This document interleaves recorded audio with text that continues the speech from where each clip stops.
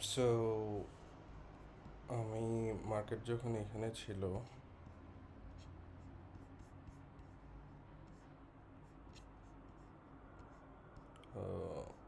এখানে fair value গ্যাপটা detect করলাম। সো মার্কেট যখন আমার এইখানে ছিল, তখন আমি মার্কেটে লক্ষ্য রাখতেছিলাম যে পুল ব্যাক থেকে আমি একটা বাই এন্ট্রি নিব।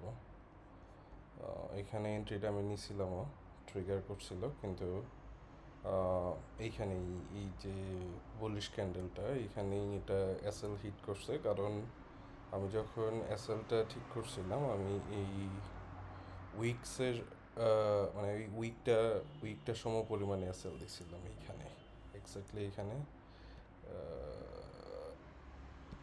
ডেমনস্ট্রেশন।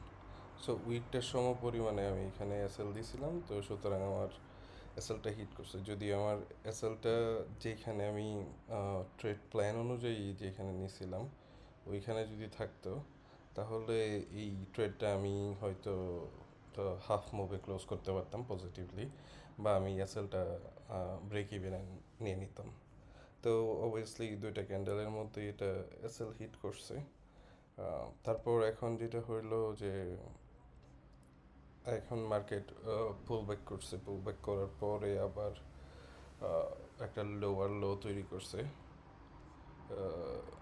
অ্যাকচুয়ালি হায়ার লো তৈরি করছে। কারণ মার্কেট যদিও এইখানে হায়ার হাই, হায়ার লো, দেন আবার হায়ার হাই, হায়ার লো, তো এইখানে আমার যদি ওই জোনটা আগে থেকে মার্ক করা ছিল, কিন্তু আমি এই ইম্পালস মুভের পরে আমি এই ট্রেডটার প্ল্যান করলাম।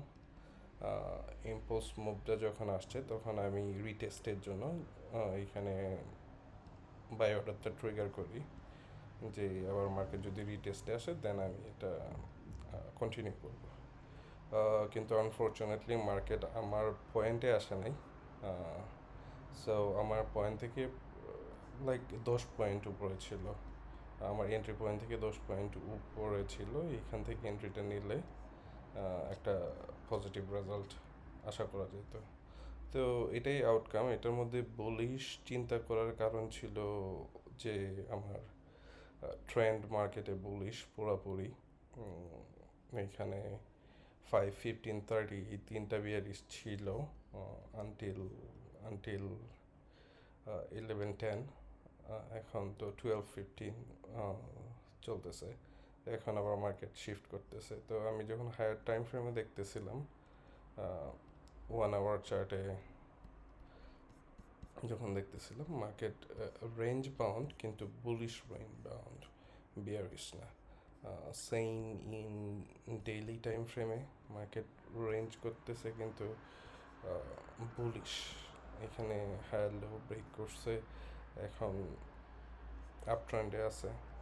তো এখানে যদিও একটা ফেয়ার ভ্যালু গ্যাপ আমি দেখতে পাচ্ছি, যদি এটা অলরেডি ক্রস করে গেছে, যদি এখন যেটা হয়, যদি উপরে গিয়ে একটা রিভার্স নেয়, তাহলে এখান থেকে একটা লম্বা এন্ট্রি আমি দেখতে পাচ্ছি, কিন্তু এটা সুইং ট্রেড হয়ে যাবে অনেক বড়, যেটা আমি করতে যাচ্ছি না। আমি জেনারেলি ডে ট্রেডিং করি, আমি in and out, in and out, not scalping, but day trading আমার একটু মনোনিবেশ।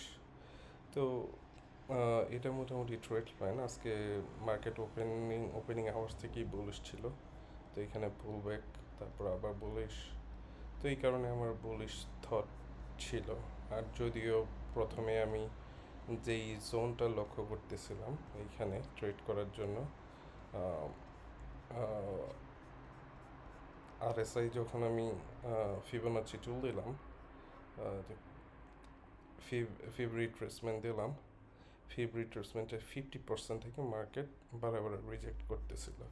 আমি অলরেডি মার্কেটটা আমি কন্টিনিউয়াসলি দেখতেছিলাম এই জায়গা থেকে, অ্যারাউন্ড এই লোকেশন থেকে। তো মার্কেট কন্টিনিউয়াসলি 50 জোন থেকে রিজেক্ট করতেছিল। এখানে আমি কয়েকটা স্ক্যাল্প করতে পারতাম 50 থেকে 38-এ, যেটা আমি করি নাই, রিক্সি মনে হইতেছিল। কিন্তু এই আর কি আজকের দিনে অ্যানালাইসিস আমার ইএসএ।